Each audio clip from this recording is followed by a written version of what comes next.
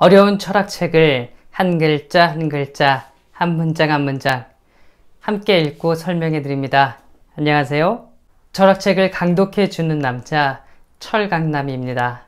지난 시간 우리는 하이데거가 인간을 현존재라고 칭한 다음에 현존재는 사물들과 다른 그런 특성을 가지고 있다고 이야기를 했어요. 현존재가 가지고 있는 두 가지의 두드러진 특징을 알아보았는데요. 그 중 하나는 현존재는 가능 존재라는 것, 그리고 두 번째로는 현존재의 각자성에 대해서 알아보았습니다.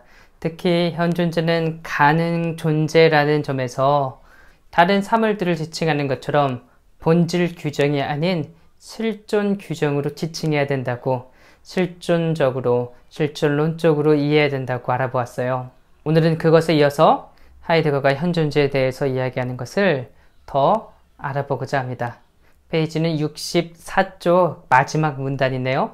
우리 함께 읽어보도록 하지요. 그리고 현존재는 그때마다 이러저러한 방식으로 존재하는 나의 현존재이다. 현존재가 어떤 방식으로 그때마다 나의 현존재인지는 이미 언제나 어쨌든 결정되어 있다. 자기의 존재에 있어서 이 존재 자체가 문제되는 그런 존재자는 자기의 존재에 대해 그것이 자기에게는 가장 고유한 가능성이라는 태도를 취하고 있다. 네, 하이데거는 말합니다. 우리가 인간에 대해서, 현존재에 대해서 이야기하지만 이때마다 우리가 이해해야 되는, 혹은 우리가 알아야 되는 그런 현존재는 바로 불특정한 다수를 이야기하는 것도 아니고요. 내가 마주보고 있는 저 당신을 이야기하는 것도 아니고요. 바로 나 자신이라고 말하고 있습니다. 각자 고유하게 이런저런 방식으로 살아가고 있는 그런 사람들, 이러저러한 방식으로 살아가고 있는 바로 나, 다른 사람과는 다른 방식으로 살아가고 있는 나 자신에 대해서 알아보는 겁니다. 물론 앞에서 각자성에 대해서 이야기했을 때에도 바로 이 현존재를 분석하는 것이 나를 분석하는 것임을 이야기했었죠.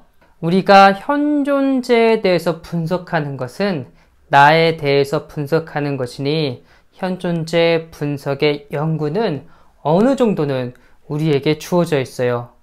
그리고 어느 정도는 결정되어 있기도 하고요. 그리고 현존재는 우리가 살아가면서, 실존하면서 어떤 부분에서 어느 것에 초점을 맞추고 있을까요? 그 누구하고도 비교할 수 없는 바로 나의 고유한 가능성에, 나의 고유한 목적에 의해서 이 삶을 살아가고 있다고 하이데거는 말하고 있어요. 64쪽 마지막 줄 계속 읽어볼게요. 현존재의 존재는 그때마다 자기의 가능성이지만 그 가능성을 전제적 존재자의 성질처럼 그냥 가지고 있는 것이 아니다. 그리고 현존재는 본질상 그때마다 자신의 가능성으로 존재하기 때문에 이 존재자는 자기의 존재에 있어서 자기 자신을 선택할 수도, 획득할 수도, 상실할 수도 있으며 또는 결코 획득하지 못하거나 단지 외견상으로만 획득할 수도 있다. 계속해서 하이데거는 우리 인간과 우리 사람과 저 사물의 다른 점에 대해서 강조를 하고 있는데요. 우선 전제적 존재자는 사물이라고 이해하시면 좋을 것 같아요. 그래서 사물을 한번 볼게요. 책상이나 의자나 책이나 시계 같은 걸 보도록 합시다. 책상이 무엇일까요? 여러 가지 물건들을 올려놓거나 혹은 공부를 하기 위해서 책을 펼쳐놓는 것을 책상이라고 이야기하죠. 의자는 우리가 편히 앉아서 생활할 수 있도록 도와주는 도구 혹은 가구라고 할 수가 있어요. 책은 글자를 종이에 써서 혹은 인쇄를 해서 우리가 읽을 수 있도록 낙장들을 묶어 놓은 것이고요. 시계는 우리가 시간을 측정하기 위한 도구입니다. 그런데 이런 것들의 책상, 의자, 책, 시계 같은 것들이 과연 자기가 스스로 자기의 역할을 선택했겠냐고요. 그리고 혹은 자신이 책상이란 역할을, 의자란 역할을, 책이란 역할을, 시계란 역할을 선택은 못했다 하더라도 지금 본인은 마음에 들지 않기 때문에 나는 다른 역할을 할 거야. 책상이 나는 의자가 되고 싶다고 해서 의자가 될 수 있고, 책이 되고 싶다고 해서 책이 될 수가 있고, 시계가 되고 싶다고 해서 시계가 될 수 있겠냐고요. 그럴 수 없겠죠. 그러니까 현 존재는 자기의 가능성을 이렇게 다른 전제적 존재자, 즉 사물들처럼 그냥 가지고만 있는 것이 아니고요. 내가 가지고 태어난 것, 이미 정해진 것은 어쩔 수 없다고 하더라도 지금 정해진 삶과 운명을 다시 새롭게 개척할 수 있는 그런 존재자라고 하이데거는 말하고 있어요.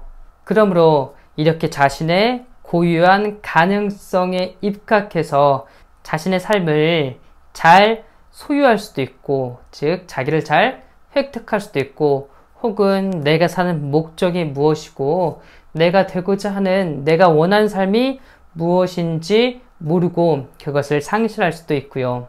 아니면 꿈이 너무 커서, 그리고 그 꿈에 대해서 전혀 노력을 하지 않아서 결코 획득할 수도 없고요. 나는 획득했다고 생각하는데 나는 내 꿈을 이뤘고 내 삶을 내가 원하던 방식으로 잘 살고 있다고 생각했는데 알고 보니 그게 착각이었다고, 외견상으로만 가지고 있을 수도 있다고 하이데거는 말하고 있어요. 현 존재가 자기를 상실하기만 하고 아직 자기를 획득하지 못할 수도 있는 것은 현 존재가 자신의 본질상 가능적이고 본래적인 자일 수 있는 한에서, 즉 현 존재가 자신을 자기 것으로 하는 자인 한에서 가능하다. 본래성과 비본래성이라는 두 가지 존재 양상은, 이 표현은 엄밀한 낱말의 뜻에 따라 수로로 선택된 것이다. 현 존재가 일반적으로 각자성에 의해 규정된다는데 근거한다. 하이데거는 말합니다. 앞에서 이야기한 것처럼 자신을 잘 획득한다는 것, 그래서 자신의 삶을 정말 자신이 원하는 방식대로 알차고 보람되게 살아간다는 것, 그것은 왜 가능할까? 바로 현 존재인 내가 본래적으로 그렇게 태어나고 그렇게 살아갈 존재이기 때문이라고 말합니다. 그래서 나를 잘 획득하고 자신의 삶을 정말 본인이 원하는 방식으로 살아가는 것을 본래성이라고 하고요. 자신을 잃어가지고 상실해가지고 놓쳐버린 채 살아가는 것을 비본래성이라고 말합니다. 하이픈 표시로 말하고 있는데요. 이렇게 하이데거가 본래성과 비본래성이라는 단어를 선택해서 인간의 실존을, 현 존재의 그 실존을 말하는 것은 엄밀하게 그 다음 말의 뜻에 입각해서 본인이 고심해서 선정한 수로라고 말하고 있네요. 그러나 현 존재의 비본래성은 가령 보다 열등한 존재라거나 정도가 더 낮은 존재를 의미하는 것이 아니다. 비본래성은 우리의 현 존재를 분망, 활기, 이해, 향락 등 그의 가장 충실한 구체성에 따라 규정할 수 있다.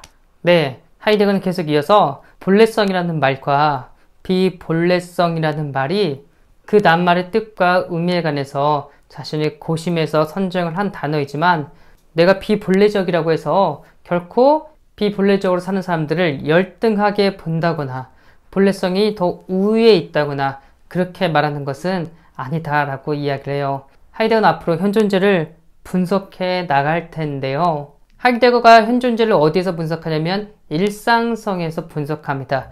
우리에게 가장 가까운 삶, 그것을 이 책에서는 비근하다고 이야기하는데요.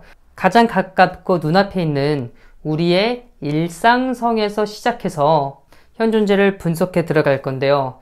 우리 현 존재는 기본적으로 자신의 고유한 목적에 의해서, 궁극 목적에 의해서 선택을 하고 살아가는 존재이기 때문에 그렇게 자신을 잃고 놓치고 비본래적으로 살아간다고 그래요.